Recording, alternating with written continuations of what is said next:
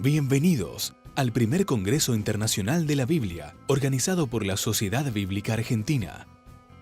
El propósito de este evento es reafirmar la centralidad de las Escrituras en la vida y la misión de la Iglesia, y destacar su vigencia para la sociedad y cultura en el marco de los 500 años de la Reforma. Los invitamos a disfrutar de este encuentro alrededor de la Palabra de Dios. Muy buenos días, Dios les bendiga. Están ahí ustedes, ¿no? Está todo oscuro, así que apenas los veo desde aquí. Los voy a invitar a que nos pongamos de pie y abramos la palabra de Dios.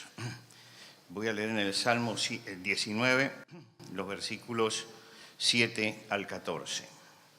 Salmo 19, los versículos 7 al 14. Dice así el Salmo: la ley de Jehová es perfecta, que convierte el alma. El testimonio de Jehová es fiel, que hace sabio al sencillo. Los mandamientos de Jehová son rectos, que alegran el corazón. El precepto de Jehová es puro, que alumbra los ojos. El temor de Jehová es limpio, que permanece para siempre. Los juicios de Jehová son verdad, todos justos. Deseables son más que el oro y más que mucho oro afinado, y dulce más que miel, que la que destila del panal. Tu siervo es además amonestado con ellos, en guardarlos hay grande galardón. ¿Quién pondrá a entender sus propios errores? Líbrame de los que me son ocultos. Preserva también a tu siervo de las soberbias, que no se enseñoreen de mí. Entonces seré íntegro y estaré limpio de gran rebelión. Sean gratos los dichos de mi boca y la meditación de mi corazón delante de ti, oh Jehová, roca mía y redentor mío. Es la palabra de Dios. Podemos tomar asiento.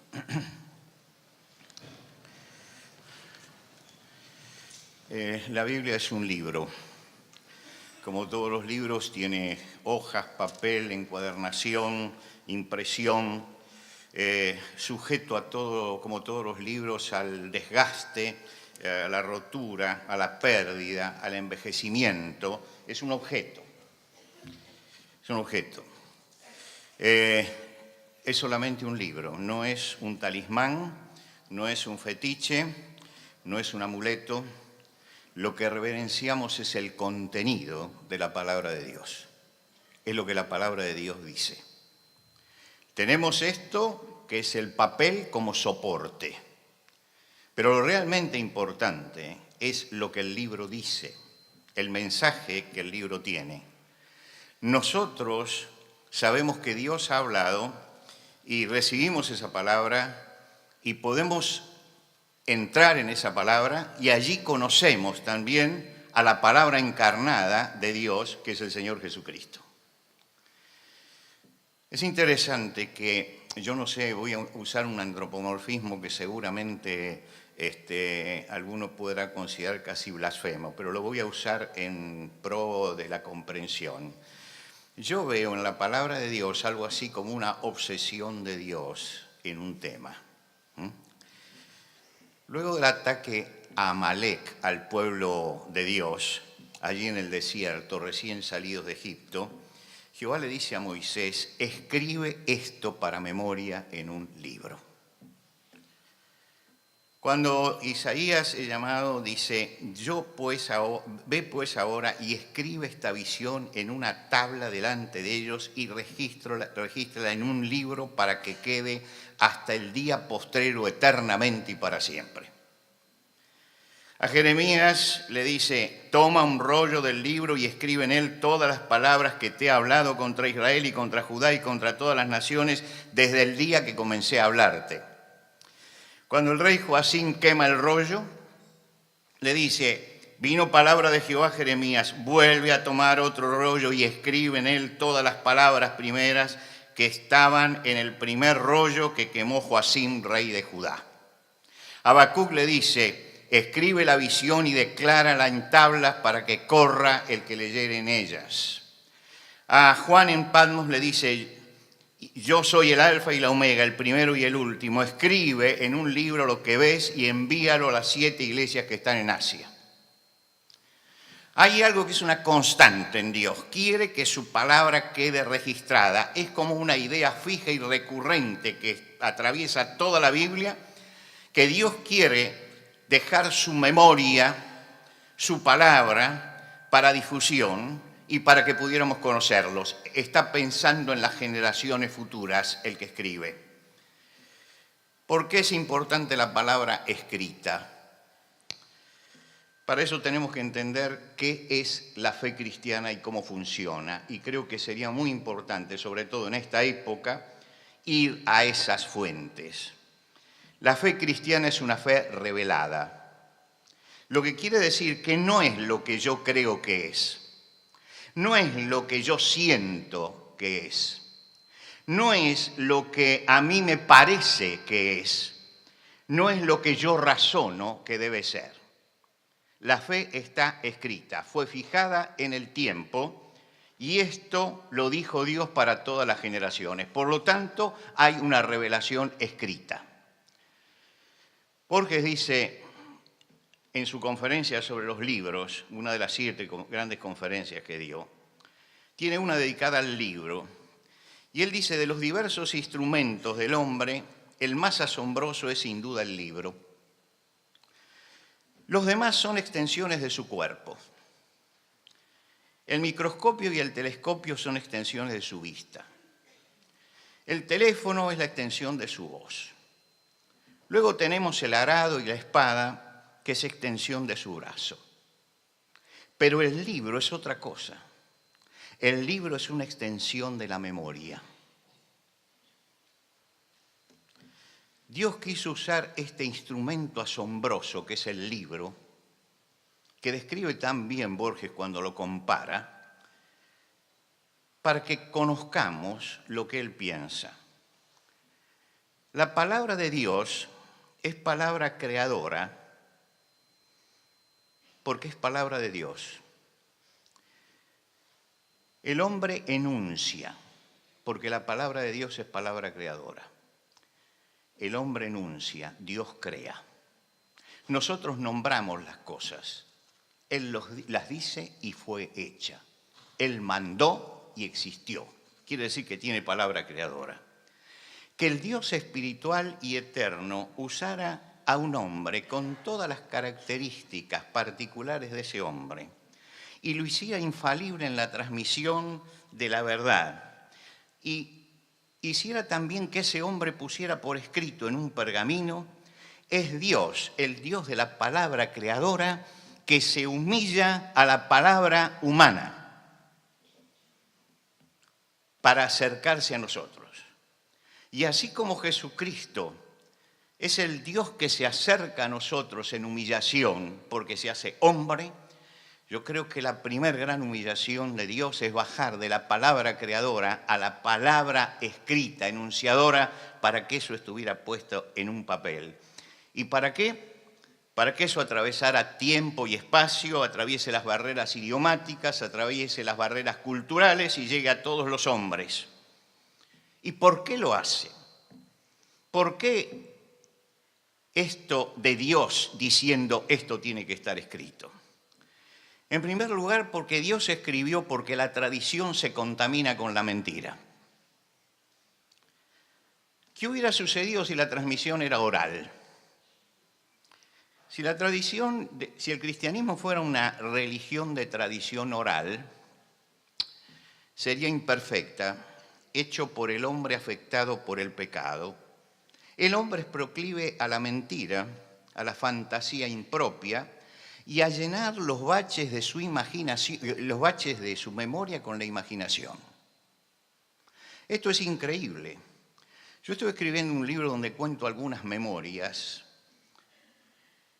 y cuando después empecé a compulsar con algunos que habían vivido lo mismo, descubro que había muchas cosas que habían salido de mi imaginación que cubrían el bache que yo tenía en la memoria. Quiere decir que el hombre es proclive a contar las cosas y agregar también lo suyo. En algunos colegios se hace el trabajo de que alguien le cuente una historia a una persona y luego esa persona se la vaya contando a todos los de la clase y así uno se la transmite al otro. Y entonces se compara después el final con el principio. Y ahí están todas las diferencias. Es increíble las diferencias. El hombre es proclive a eso. Aún con la palabra de Dios escrita, no podemos evitar las supersticiones, el fetichismo y la herejía que crecieron notablemente durante la Edad Media, cuando la Biblia estaba fuera del alcance de la gente porque la habían confiscado, la habían secuestrado. Hoy, gracias a Dios, y damos gracias a la Reforma, que sacó la Biblia y la entregó al pueblo, para que el pueblo pudiera saber qué era lo que Dios había dicho y no lo escuchara por boca de sus ministros. Esto es una gran revolución. La gran revolución espiritual de la cultura occidental se da justamente con la Reforma. ¿Por qué? Porque de pronto la fuente de donde se ha abrevado llega a toda la gente. Hoy, gracias a Dios, a través de la labor de sociedades bíblicas, podemos tener la Biblia en todos los idiomas posibles y podemos tener la Biblia a nuestro alcance y todos podemos acceder a la palabra de Dios. Tener acceso a la palabra de Dios significa que cada generación puede ir a la fuente. No dependemos de las tradiciones y podemos corregir el pasado. Porque si hay errores que comete una generación, la generación siguiente puede ir a la Biblia y corregirlo. Si no tuviéramos la palabra de Dios escrita, los errores perdurarían. A veces perdura, pero perduran porque no leemos la palabra y no la aplicamos a la realidad. Porque la herramienta la tenemos. Y el Espíritu Santo trabaja sobre la base estable de la palabra de Dios. Lo dice Pablo en la carta a los Efesios. Tomad la espada del Espíritu, que es la palabra de Dios. Usted cierra la palabra y embota el filo de la espada. El Espíritu Santo no puede trabajar al margen de la palabra de Dios. Es la espada del Espíritu. El Espíritu trabaja con la palabra. Dios escribió la palabra escrita por esto, para que no fuera contaminada por las ideas humanas. Pero tal vez esto es muy aplicable, sobre todo, al pasado, a lo que sucedió en el periodo de la Edad Media.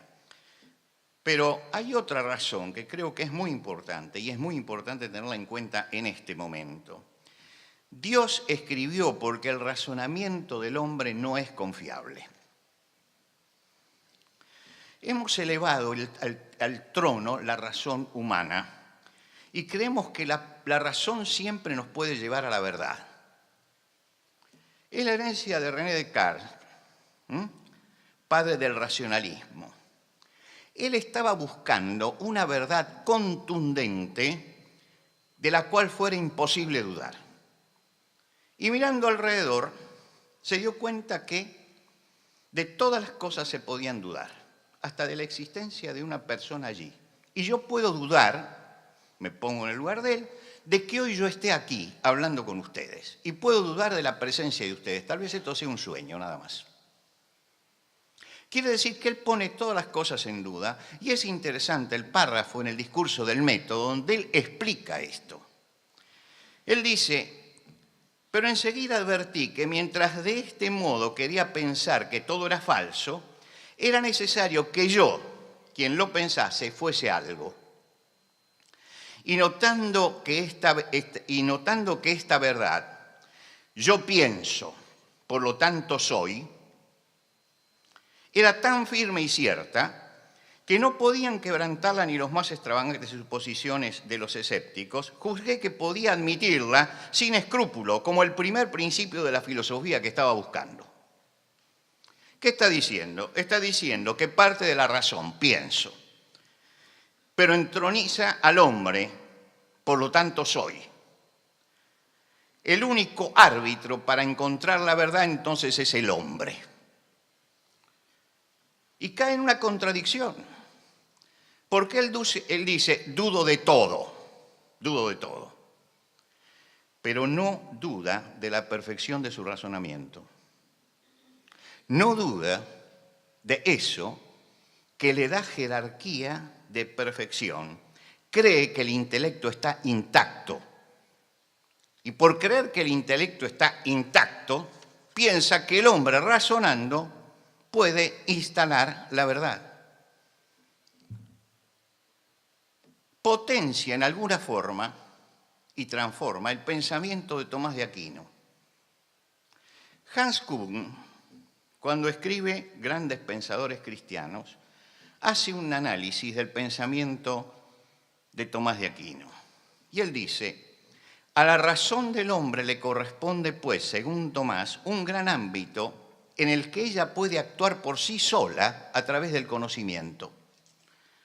Pues incluso la existencia y las propiedades de Dios, su calidad de creador, su providencia, la existencia del alma inmortal y muchos conocimientos en cuestiones de ética, atención a esto, también la ética, dice, son verdades naturales que el hombre puede llegar a conocer e incluso a demostrar, sin la revelación, sino a través de la razón. Y se pregunta entonces, ¿y la fe?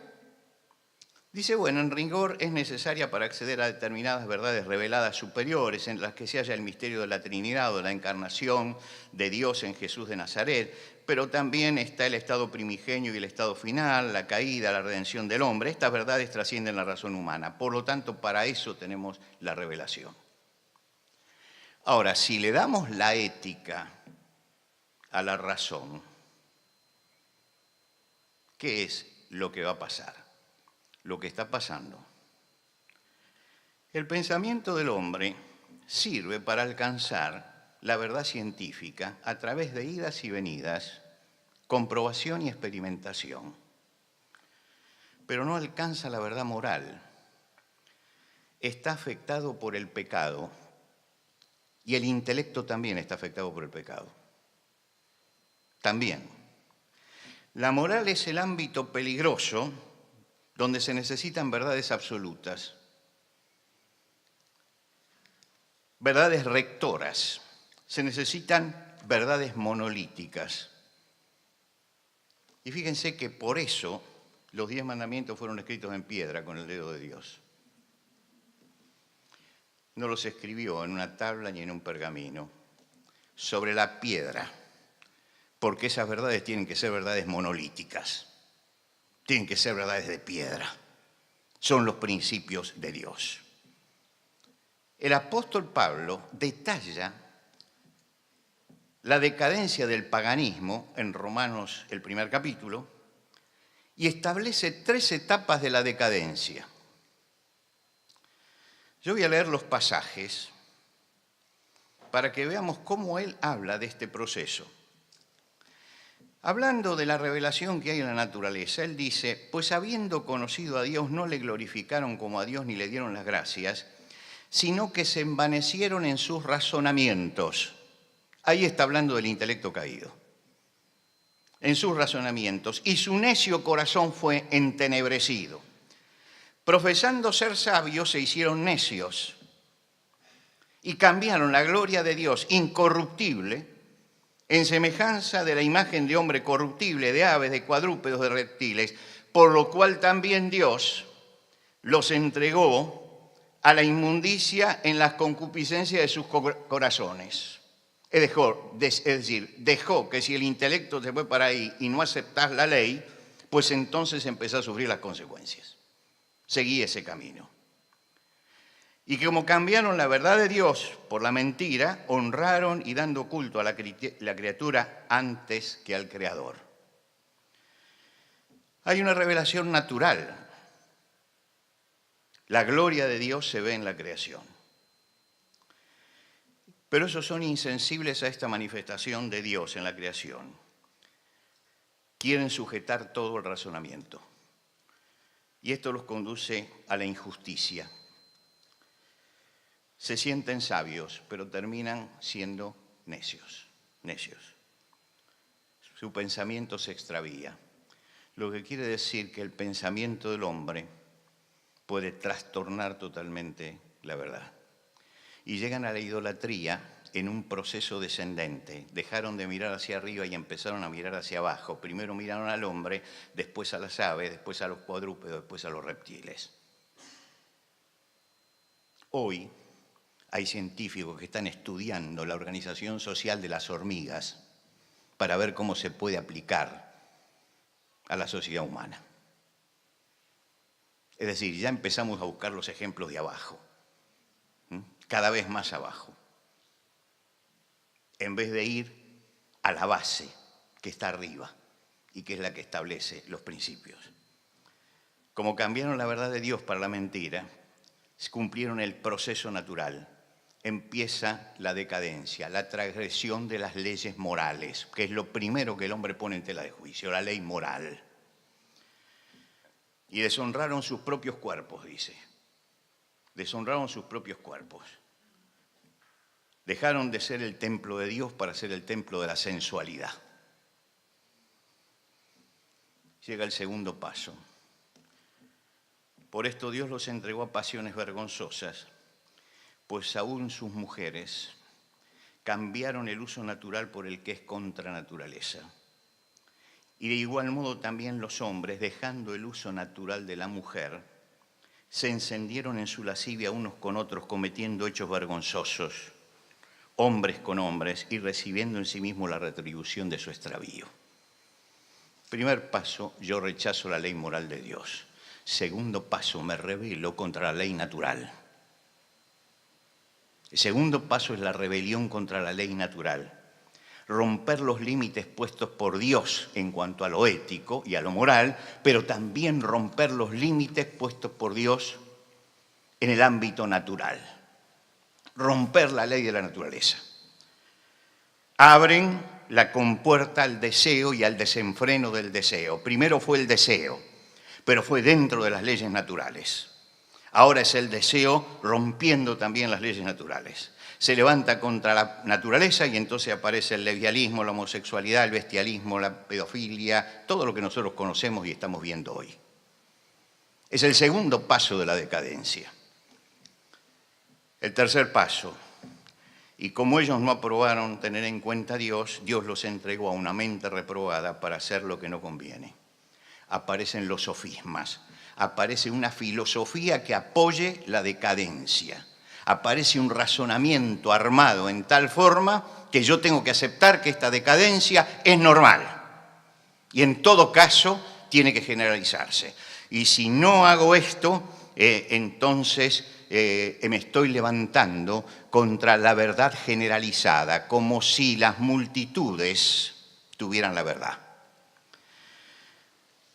Se crea una pseudo verdad que ahora, muy pomposamente, la hemos llamado la posverdad, que como dijo uno de los periodistas, me gustó un artículo que dijo, la posverdad, lo tituló la posverdad, es la mentira de antes.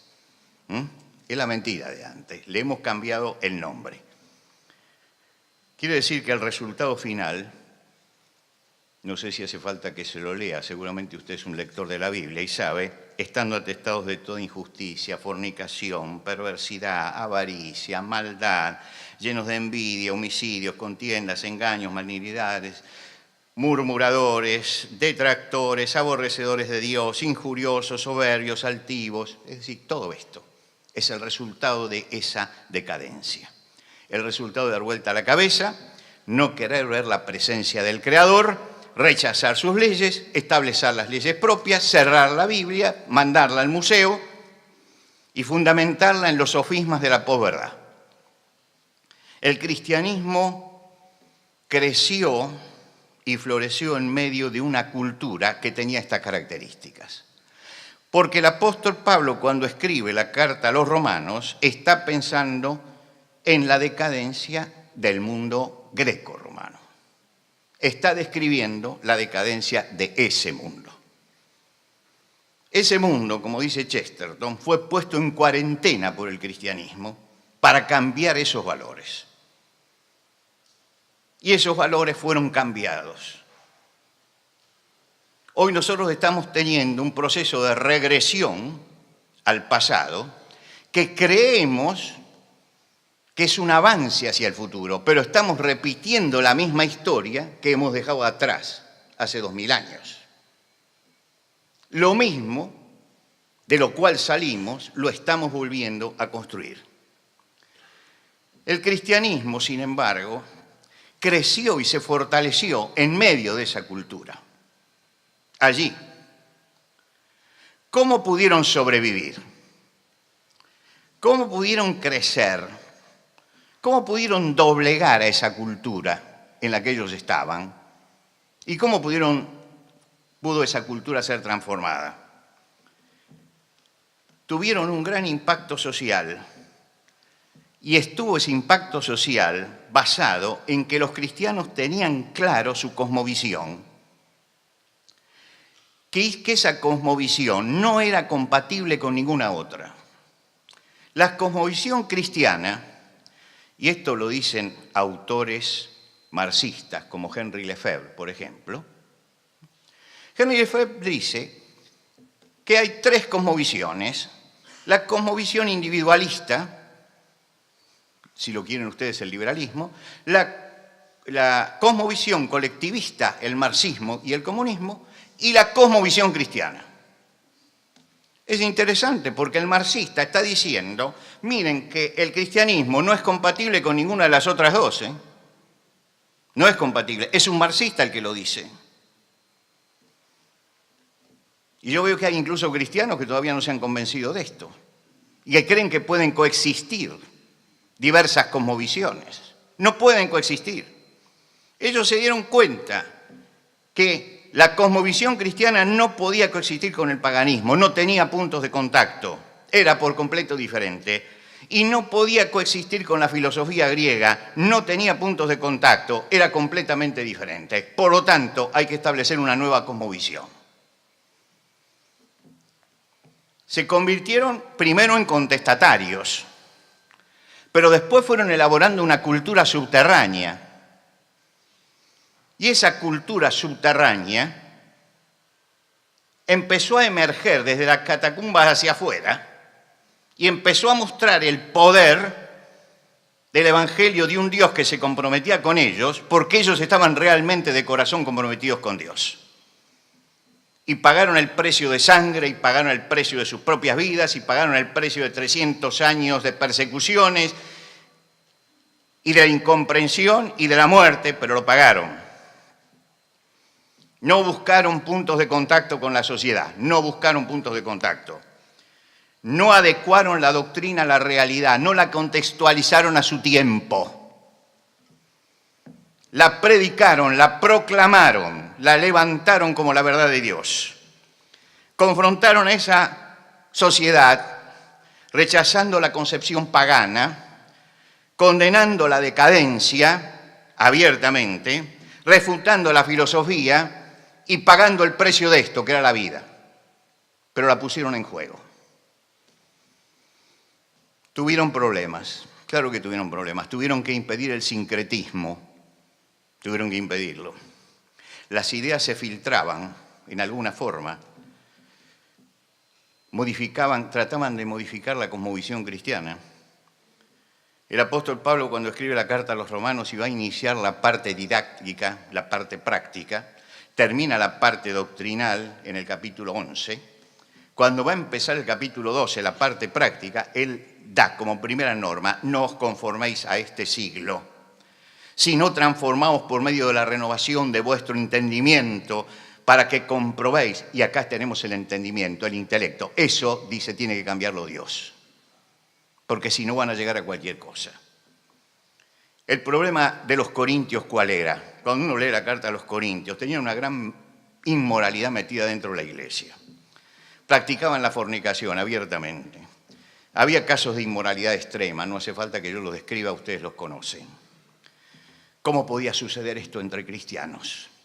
Muy sencillo, no habían captado la fe como cosmovisión. Entonces creían en un solo Dios, pero su antropología seguía siendo la platónica. Entonces, con una antropología platónica, ellos creían que el alma era una cosa y la parte espiritual era una cosa, y lo que se hacía con el cuerpo no tenía relación. El apóstol Pablo se encarga en ese momento de decirles, ustedes ignoran que vuestro cuerpo es templo del Espíritu Santo. Está destruyendo la filosofía de los griegos. Está apuntando a eso. Es templo del Espíritu Santo, no es algo que tira hacia abajo y que destruye. Es algo que Dios resucita. Es valioso, porque hay resurrección del cuerpo. Quiere decir que estaba él apuntando al centro de la filosofía que se había introducido.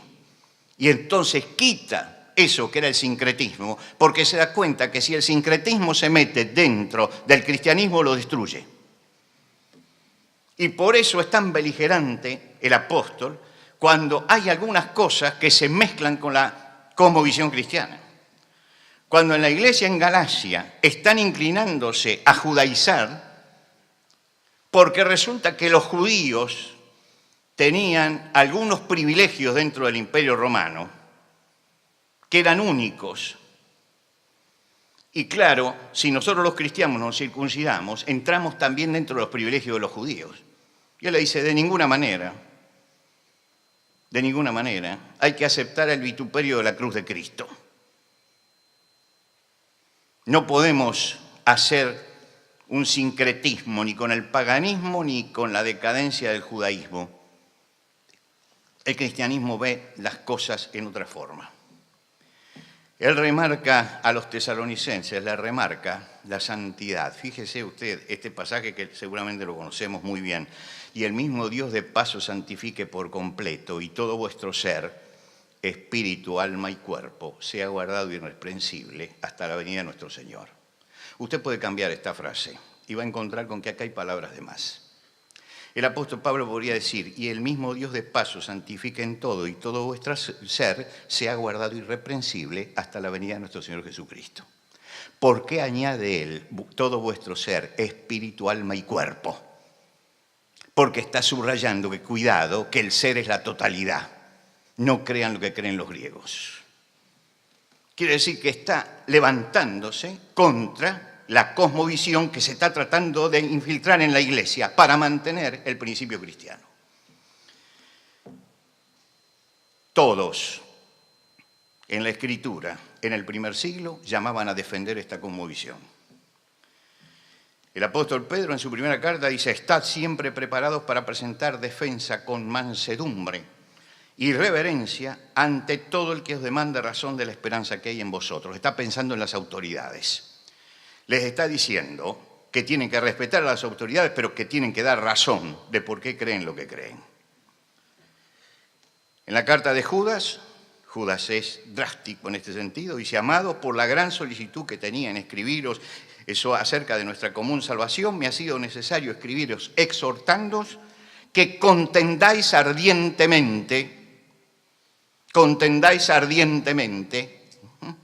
por la fe que ha sido una vez dada a los santos. Beligerante. El apóstol Pablo, que le escribe a los filipenses, dice, solamente que os comportéis como es digno del Evangelio de Cristo, para que sea que vaya a veros o que esté ausente, oiga de vosotros que estáis firmes en un mismo espíritu, combatiendo unánimes por la fe del Evangelio. Era una iglesia combatiente, beligerante. El apóstol Pablo llega a Atenas, Grecia, el corazón de la cultura. El corazón de la cultura. En Atenas lo llevan al Areópago para que hable. Gran oportunidad. ¿Qué hace? En primer lugar, les critica el politeísmo y no cede en nada para quedar bien con los griegos. No le interesaba quedar bien con los griegos. Él dice, el Dios que hizo al mundo y todas las cosas que en él hay, siendo Señor del cielo y de la tierra, y le barrió de un plumazo a todos los dioses griegos. Rechaza la idolatría. Siendo pues linaje de Dios, no debemos pensar que la divinidad sea semejante a oro, plata o piedra, escultura de arte y de imaginación de hombre. Le barrió toda la idolatría. Y ahora le explica cómo funciona la historia. Dios ha establecido un día en el cual juzgará al mundo con justicia por aquel varón a quien designó dando fe con haberle levantado de los muertos. Los griegos creían en la historia cíclica, redonda, que se cumple. el eterno retorno. Es decir, que yo hoy estoy hablando con ustedes, pero dentro de no sé cuánto tiempo va a dar vuelta la historia y nos vamos a encontrar todos nosotros acá en la misma situación y hablando de lo mismo. Él dice no. Les trae la visión judía de linealidad de la historia. La historia va hacia un punto culminante, que es Jesucristo. Chocan dos cosmovisiones. Pero cuidado, Él nos está midiendo para no colisionar. Él va a la colisión. Hay que estrellarse, pero hay que decir la verdad. No es condescendiente. No es, bueno, puede ser, bueno, hay que tener paciencia, bueno, adornemos esto para que nos acepten. No, Él fue y colisionó. Y después, claro, dijo, bueno, ya te vamos a oír de esto otra vez, y lo dejaron. Pero quedaron algunos. Algunos que comentan este pasaje con mucha ligereza, dice, fracasó la evangelización de aquel lugar. No fracasó nada, Él proclamó. O ahora vamos a medir la eficacia del evangelio por las manos que se levantan. Porque entonces vamos a convertir a la fe en un mercado. No, hay que predicar la palabra, le guste a quien le guste y no le guste a quien le guste. Y los que realmente sean tocados por el Espíritu Santo van a llegar al Señor. Esto es lo que nos está faltando en este momento. Nosotros estamos viviendo un momento de crisis como nunca hubiéramos pensado. El mundo occidental está en un momento de tremenda debilidad. Y cuando las grandes bases morales que lo han ido construyendo y los valores se desdibujan, la línea que divide lo bueno y lo malo se está desdibujando en este momento. Estamos en una sociedad desorientada. Y cuando el gigante se debilita, comienzan a atacarlo desde todos los flancos. El narcotráfico. Ya tenemos organizaciones delictivas que son más poderosas que los estados, con un tremendo poder destructor que está minando a la juventud de todo el mundo occidental. El terrorismo. Avance incontenible, no encontramos la forma de detenerlo, no sabemos cómo neutralizarlo, nos está paralizando. Yo hace un mes estaba en Roma, quise entrar a la Basílica de San Pedro, tuve que atravesar la columnata de Bernini. En la columnata de Bernini, para atravesarla, ya tienen detector de metales.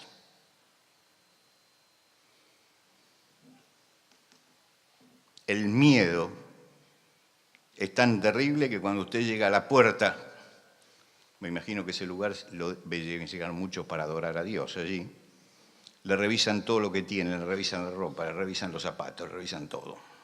Parece que va a subir al avión. Es terrible, ¿no? La corrupción sacude a todos los niveles, desde el Wikileaks hasta los papers de Panamá. Todo está corrompido, de la cabeza a los pies.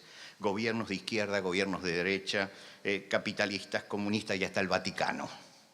Está todo con corrupción adentro, todo. El avance del pensamiento oriental se está dando en todos lados. Usted ya oye hablar de reencarnación, de karma, de yoga, de reiki. Estamos perdiendo la solidez que tuvimos como cultura. El mundo occidental está atravesando una noche oscura. ¿Cuál es el rol del cristiano en este momento? Esta es la gran pregunta. No es hora solamente de condenar a los de afuera, sino de preguntarnos qué nos pasa a nosotros. Este es el problema. Nos encerramos en los templos, llamamos a otros que vengan a Cristo, aligeramos el mensaje, que la gente venga pero por cualquier cosa. Usted no quiere venir por su problema espiritual, venga por su problema económico, no hay problema. Usted no quiere venir por su problema económico, venga por su problema de salud, venga, pero venga. Y acepte cualquier cosa. Nosotros tenemos una cosmovisión, tenemos respuestas.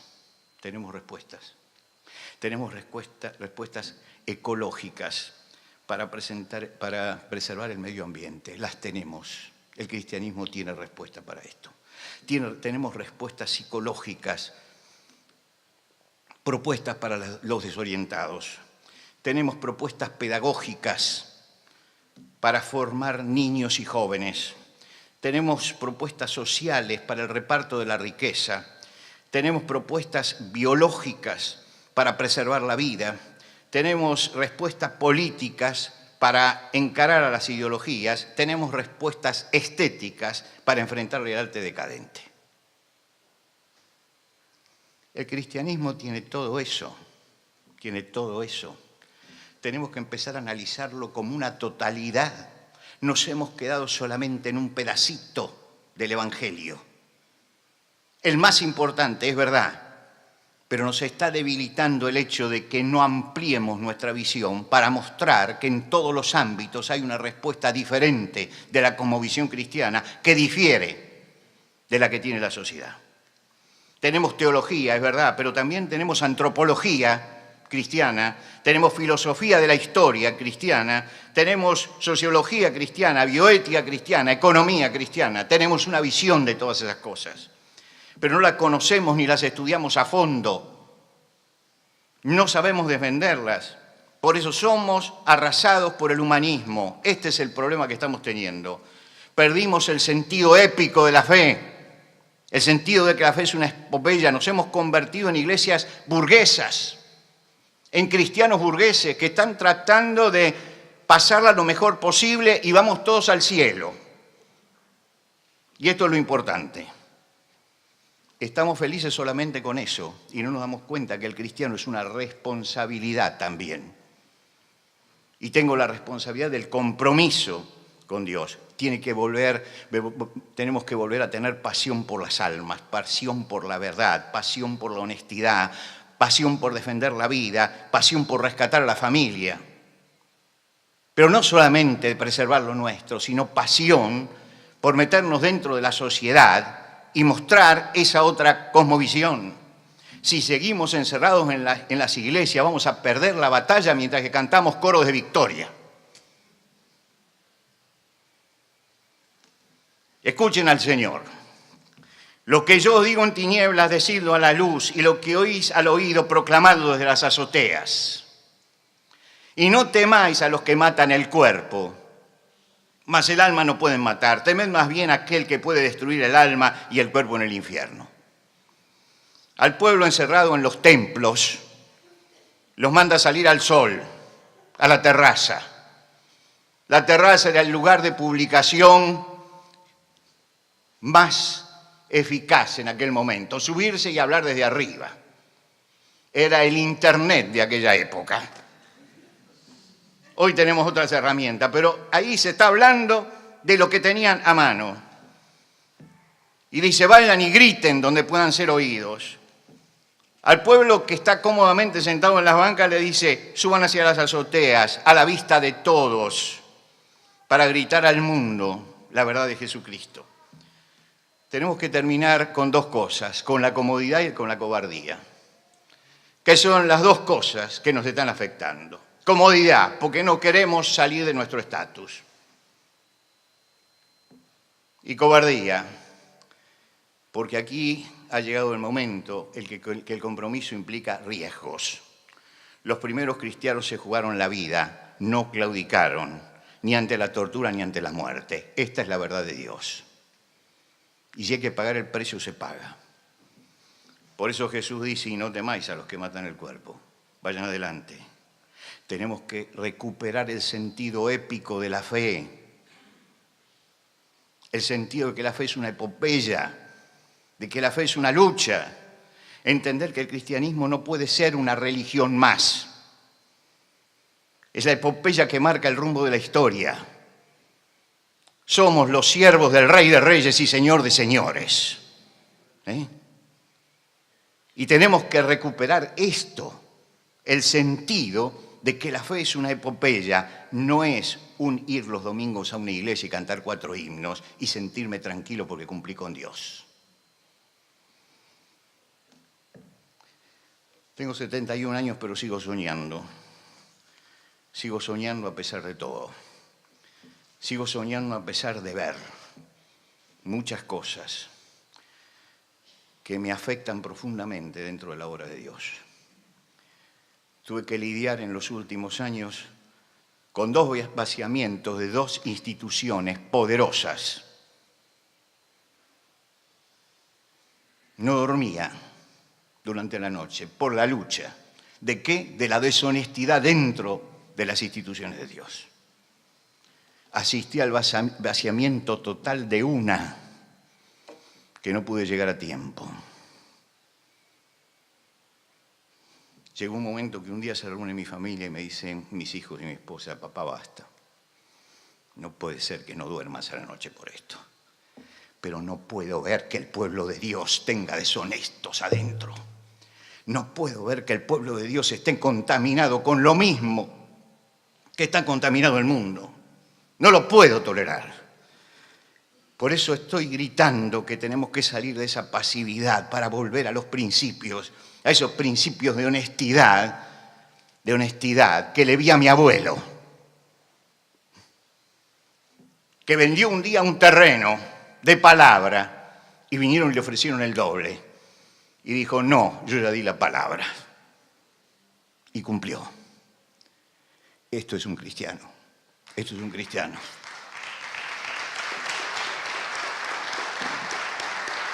Todavía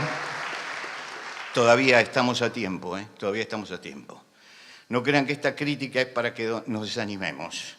Es un poco como aquello que decía el diario Crítica en la frase de Sócrates: quiero ser como el tábano puesto sobre la iglesia en este momento para picarla y para que se despierte.